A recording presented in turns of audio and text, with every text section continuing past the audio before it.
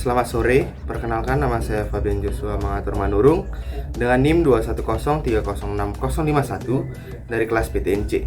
Di sini saya akan menjelaskan tugas praktikum produksi ternak unggas tentang Tractus genitalia bebek betina dengan dosen pengampu Ibu Tati Vidianasari, SPT, MP.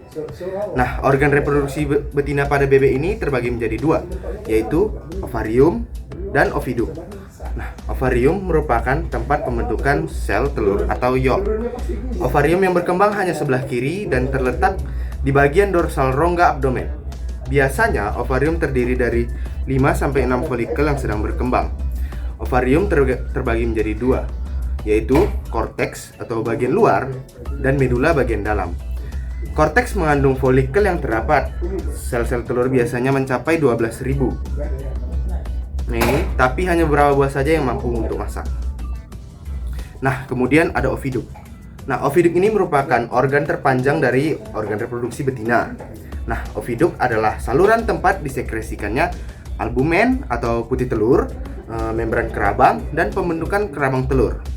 Nah, perkembangan folikel ovarium dirangsang oleh FSH atau follicle stimulating hormone dari kelenjar pituitary anterior. Nah, bagian ovidum ini terbagi atas beberapa bagian, yaitu infundibulum, magnum, isthmus, uterus, vagina, dan cloaca. Yang ini merupakan cloaca.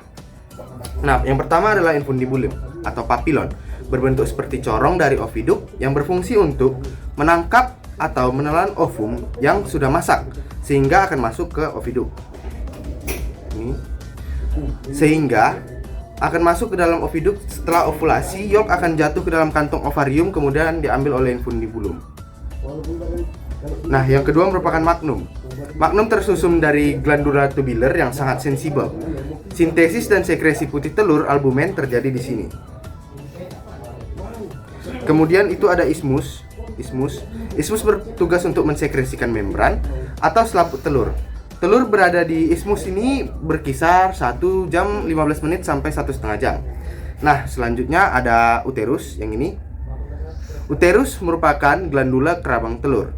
Nah, pada bagian ini terjadi dua fenomena, yaitu dehidrasi putih telur atau plumping, kemudian terbentuknya kerabang telur. Itu terjadi di sini, uterus. Kemudian ada vagina. Nah, di vagina ini selama reproduksi telur, kultikula ditimbun pada kerabang untuk mengisi sebagian pori-pori kerabang. Secara normal, telur tinggal di dalam vagina selama beberapa menit, tetapi dalam keadaan tertentu dapat tinggal dalam beberapa jam. Kemudian yang terakhir adalah kloaka. Kloaka ini merupakan ujung paling luar dari tempat keluarnya telur. Nah, total untuk waktu pembentukan dari sebutir telur itu adalah 24-25 jam. Nah, kemudian saya akan menjelaskan proses terbentuknya telur. Proses terbentuknya telur itu mulanya terbentuk dalam ovum di dalam ovarium. Ovum atau sel telur yang matang akan dilepas oleh ovarium dan ditangkap oleh infundibulum.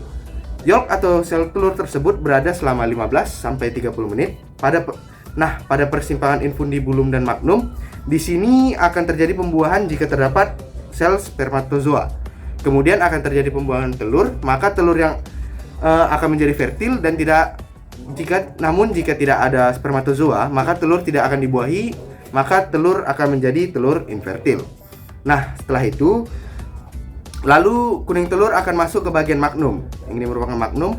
Nah, dan putih telur akan disekresikan di sini. Nah, ini membutuhkan waktu selama 3 jam. Lalu telur masuk ke dalam isthmus dan dibungkus oleh membran sel membutuhkan waktu selama 1,5 jam. Lalu telur akan masuk ke uterus. Nah, di uterus ini akan terjadi pembentukan kerabang telur yang membutuhkan waktu selama 18-21 jam. Telur yang terbungkus kerabang lalu masuk ke dalam vagina. Di sini, di vagina terjadi kultikula, yaitu penyempurnaan posisi dan pori-pori telur.